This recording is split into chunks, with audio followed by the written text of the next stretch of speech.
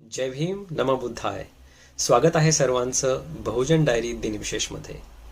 मी बी आनंद. आज 21 मार्च.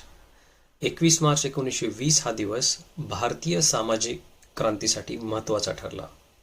माणगाव, जे सध्या महाराष्ट्रातील कोल्हापूर जिल्ह्यात आहे, येथे डॉक्टर बाबासाहेब आंबेडकर आणि राजश्री शाहू महाराज यांनी बहुजन समाजाच्या हक्कांसाठी ऐतिहासिक सभा आयोजित केली.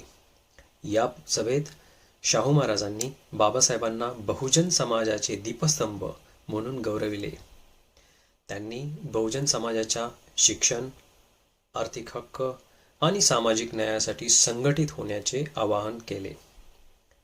या सभेत बाबासाहेबांनी अस्पृश्यतेच्या विरोधातील संघर्षाची रणनीती मांडली.